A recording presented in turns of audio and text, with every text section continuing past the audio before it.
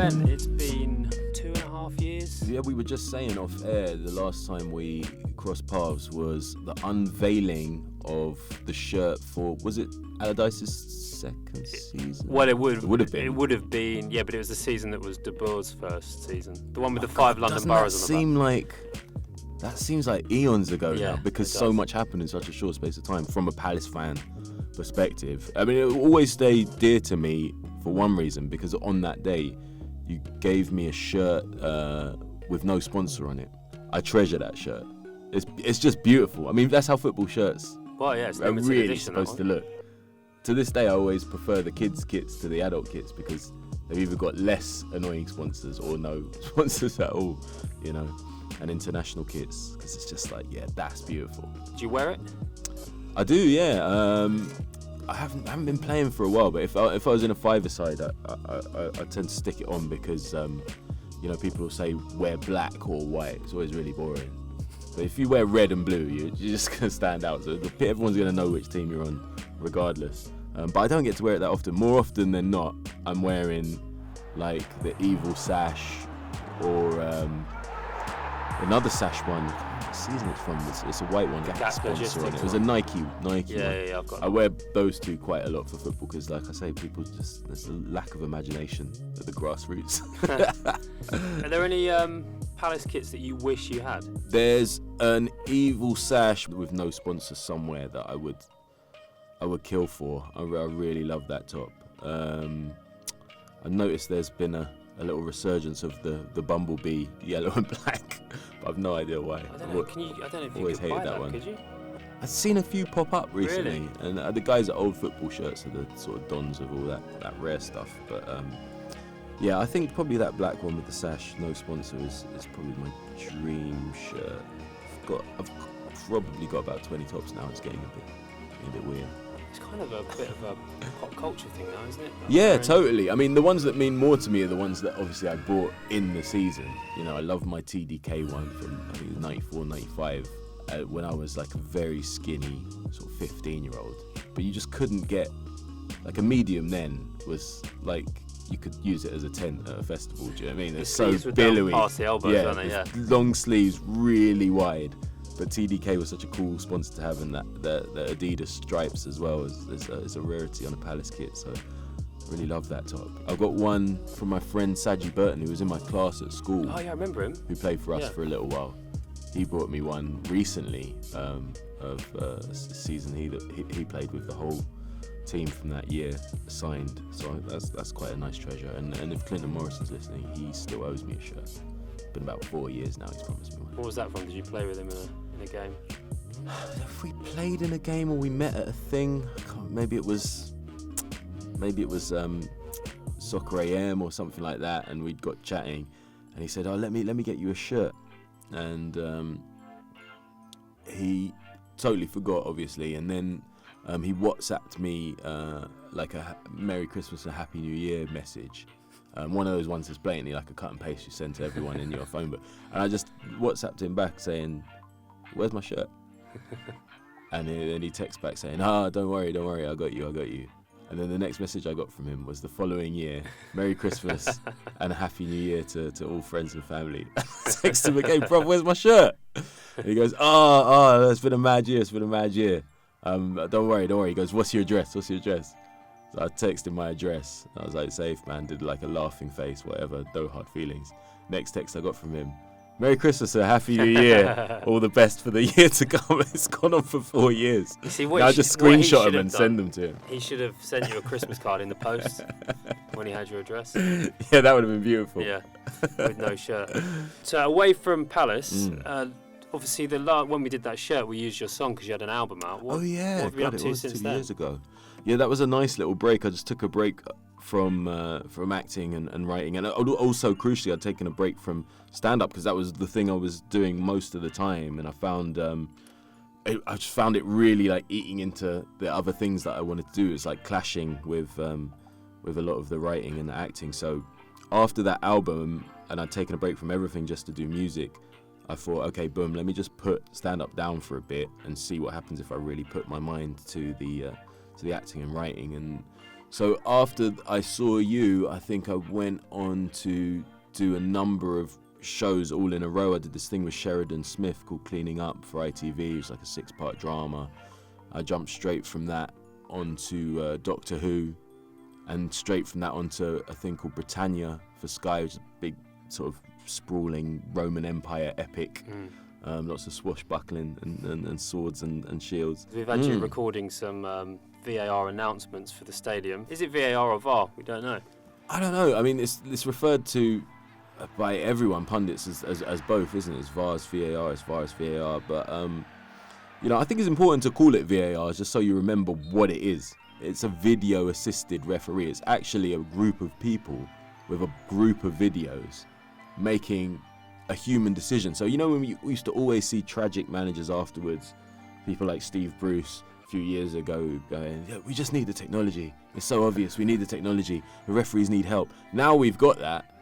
But it's funny because we've been asking for this technology for so long, but actually it's not really technology. It's just cameras. It's what we had before, but with more chefs. Yeah, it's more eyes, yeah. Yeah, you're right. And so, as has already been seen, you can still have huge human malfunctions. I mean, I've seen penalties, absolute clear-cut. And I've just gone, how has that been seen from a million angles and not been a penalty? I'm not talking about Palace, just in various games. It's because of the way a couple of absolute stinkers I've seen. We went to Stockley Park to have a presentation of it, and we got to see how they do it all. And it's because they have to say that the ref has missed something or seen something wrong. Right. When the player goes down, the ref does that sort of arms crossed no thing. Yeah. That's enough to the video referees to go, yeah, he's seen it, he's not interested. No, they'll look at it, but he'll say on his microphone, he was already going down. Or, yeah, I think there was, contact, but maybe not enough for him to go down. Can the ref still go, nah, you're wrong, I'm not going for a check? He can, yeah. Premier League, they've decided to go with the decision back in Stockley when you Park. hear that, but other clubs, they have the screen that pops up. The Premier League don't want that to pop up as much. Yeah, I think screening too much stuff could create dramas. I mean, it's funny because I've sat a few rows back from Steve Parish and Mark Bright a couple times, and they've got little screens. They're big screens now. Are they bigger? Yeah. See, that I think it's risky because I've noticed looking around, like I was doing it straight away. I was like I'm sure that was a foul. No, he was onside. I was having a little look, but then I noticed like people even further away like get up and like crane their heads around. And the thing about the screen thing is, it's almost better.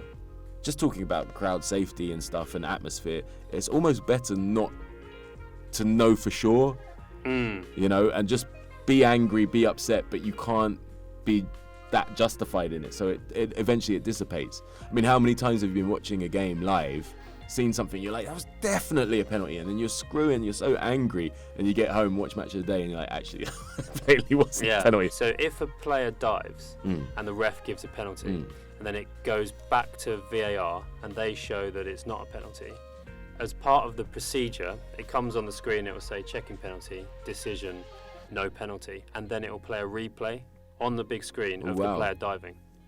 Yeah, you see, that kind of stuff I think is risky, because that directly affects the game, the atmosphere of the crowd in a way that, I mean, it might turn a game in an unnatural way. For me, this is the scariest thing about VAR altogether. The fact that it is changing the very nature, like the fabric of football. That freaks me out. Like the celebrations being called back, the time incursions, crucially the way it sort of pulls a lot of the heart of the entertainment from the game. Playing devil's advocate from the positive point of view is that one of the things people were most worried about was that they wouldn't have anything to debate. Yeah, there's so much more to debate. Exactly. Now. There's like the very soul of football is at stake here. Football, the reason so many people love it, maybe it's not the reason, but it's definitely one of the reasons, is it's so simple. It's such a free-flowing, simple game. 10 outfield players, and a goalie. 11 men or 11 women against each other, just running at each other, trying to boot a round thing into a net. That's it. And so it captures the imagination of so many people. And sometimes with all these new things, you feel like you're overcomplicating it. Like you're trying to sort of rethink the wheel, and it doesn't necessarily need all those things. One huge positive, of course, is you're never going to get a Thierry Henry against Ireland situation, you know. Yeah, and that was massive. That those kind of things can't ever happen again. Yeah. Which I think is super positive. Yeah. It's a really interesting time for Palace, man. Every game you watch, you just think a 20-goal a season striker, even a 12 to 15 goal kind of striker, would transform us. Normally, I get people to do something like this in advance, but I just want to see how your brain works as you think about it. If you were going to create a five-a-side team of Palace players since you've been a fan. Oh, that's a good question.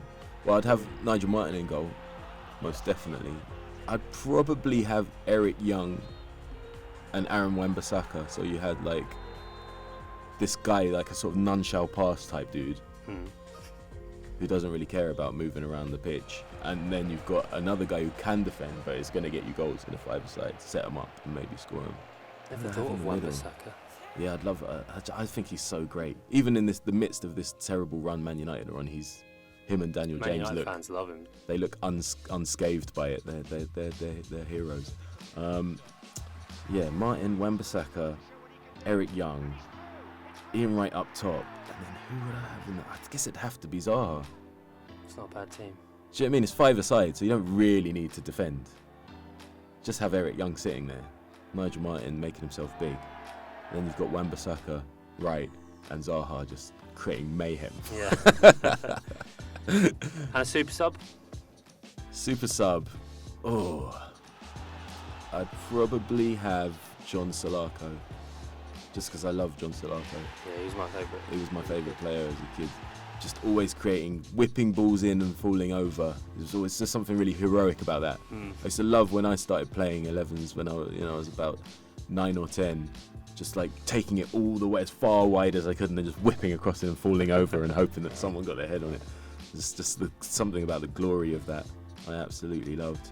I feel positive about Palace at the moment, I really do. And I think I'm looking at Leicester, who are looking at that power vacuum above them. And I'm looking at what that means for us, because Wolves and Watford have fallen off, and I think there's a vacuum there that's got our name written all over it. That sort of 7th, 8th spot, which has always been a little bit out of our reach. Yeah, without getting ahead of myself. Yeah, I'm looking at Everton, I'm looking at Wolves, I'm looking at Watford, and thinking, are these that much better than us? You know, in the same way that Leicester are looking at Arsenal and Man United and thinking, hold on, we're decent here. You know, everyone wants our players. Yeah, if we can strengthen up, keep hold of what we've got, there's no reason we can't compete with the likes of Everton, Wolves and Watford for that kind of spot, which would be a step up for us. That's what I'm excited for this season. Me too. Brilliant. Thanks so much for chatting to us. No and worries. Good luck with everything you've got coming up. Cheers, mate.